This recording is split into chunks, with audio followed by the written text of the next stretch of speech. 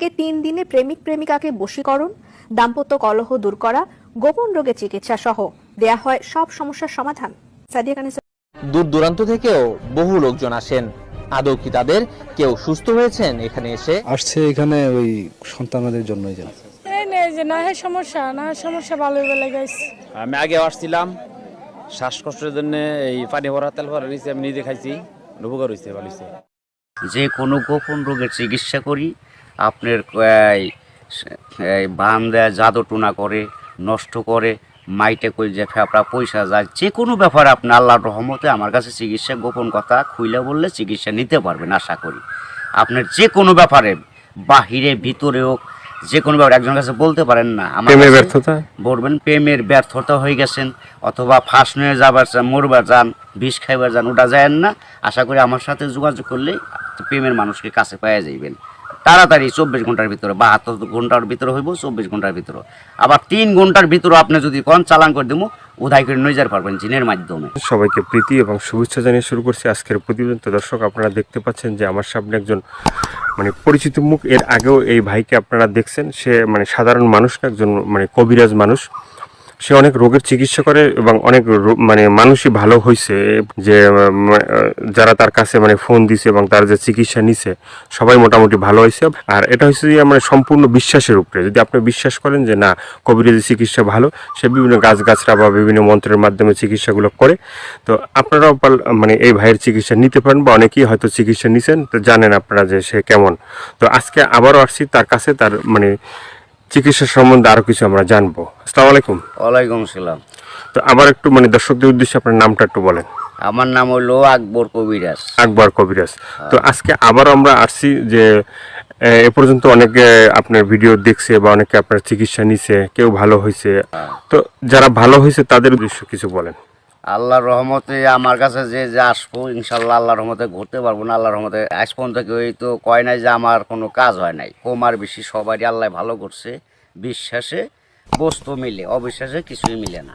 যারা বিশ্বাস করবেন তারা আমাকে কাছে ভালোবাসে আসবেন, ফোন দিবেন। আর যারা বিশ্বাস করবেন না, তারা আমার ফোন দিয়ে কোনো লাভ হইব। ওতে বিশ্বাস করে কাজ নিতে হইব, ইনশাল্লাহ ভালো হইবেন। তো অনেক প্রবাসী ভাইরা আছে যে তারা বাইরে থাকে, তাদের ওয়াইফরা দেশে থাকে, হ্যাঁ, অনেকের বউ আছে চলে যায়, হ্যাঁ। তো এটা কোনো চিকিৎসা আছে যে সে ওখান থেকে তার বউ এমন ভাবে রাখবে যে তারে ছাড়া যেন আর কাউকে বুঝতে চায় না, তাকে যেন সবসময় বুঝে? আছে আছে, এবং আছে প্রবাসী ভাইয়েরা, কি মা খালারা, বোনেরা, ভাইয়েরা, যারাই ওদিন আছেন, কষ্টে আছেন, কোনো বিপদ তোরাইতেছে না, আল্লাহর রহমতে আল্লাহকে বিশ্বাস করে আমার কাছে ভালোবাসা আসবেন। আশা করি আল্লাহর রহমতে তোরাইয়া যাইতে পারবেন। এবং যারা প্রবাসে আছেন, বউ কথা শুনে না, কি অন্যজনের কথা শুনে বাইরে যায়, কি স্বামীরা ছলনা করে টাকা পয়সা নিয়ে পলায় জায়গা, আশা করি আর যাইতে পারবো না, এমনভাবে আটকাই দিমু। আর জীবনে আপনার সারা আল্লাহর রহমতের নগদ এই 7 দিনের ভিতরে ক্লিয়ার হয়ে যাবে ইনশাআল্লাহ। তো অনেকে আবার ওই যে আমাদেরকে ফোন দিয়ে বলে, বা হয়তো আপনাকেও বলছে যে চালানটা যে হয়, বা চালানটা তো সেটা শুধু আপনিই জানেন যে কিভাবে চালান দিবেন বা ই করবেন, ঠিক আছে, এটা আপনার ভিতরেই আছে। কিন্তু আবার আপনি বলে দেন যে এই জিনিসগুলো তুমি করো।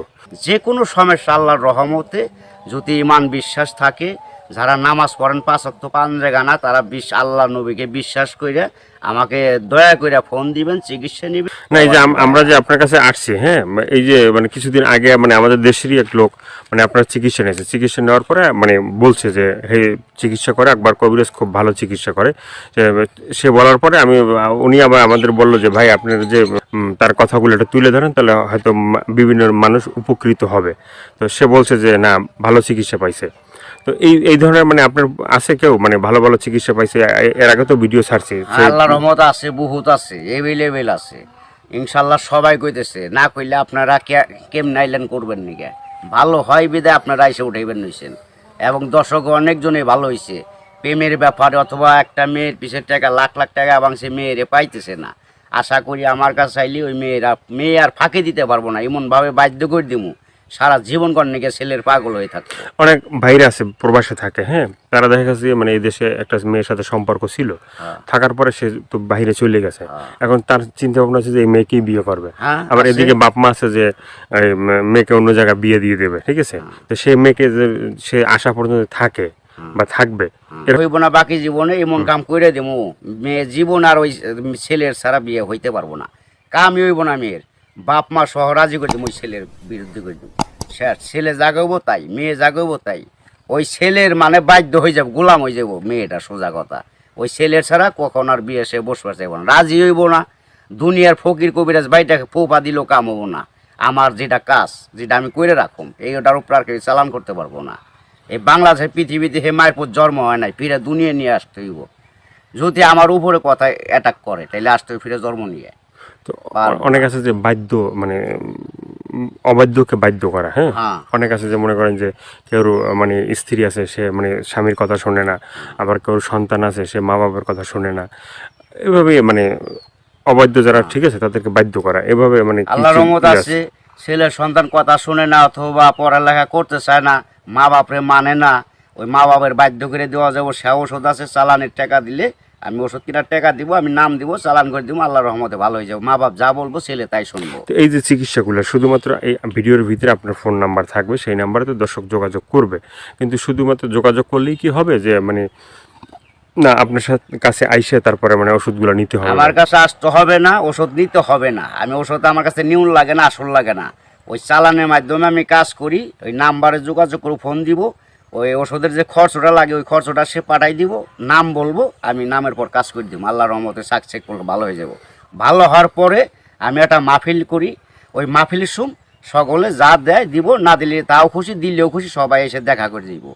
ইয়ের আর কিছু না। এর আগে আমি নিয়ম আছে, এর আগে আমার উস্তাদেরও নিয়ম আছে, আমার সাথে দেখা করা যাবে না। যদি আল্লাহকে নবীকে সে বিশ্বাস করে চিকিৎসা নেয় তাহলে ভালো হওয়ার পরে। তো অনেকে বলে যে ভাই মানে চিকিৎসা করার আগেই যখন আপনাকে ফোন দেয় বা চিকিৎসা নিতে চায় তখনই আপনি টাকা পয়সা চান, সেটা কেন একটু বলবেন? এখন বলুম কেন বলতেছি, টাকা পয়সা চাই কিসের নিয়ে? ভালো হয়ে গেলে আর টাকা দেয় না, সে খালি চুদুর বুদুর করে ফাঁকি দেয়, আজ দেবো কাল দেবো, এই কারণে আর কেউ বাকি করি না। ওখান টাকা আগে দিব, কাজ পরে নিব। ওষুধ কিনুম, নাম দিব, নামের পর চালান দিব, কাজ হয়ে যাবে। আগে অনেক চিকিৎসা করছি, বাকি করছি,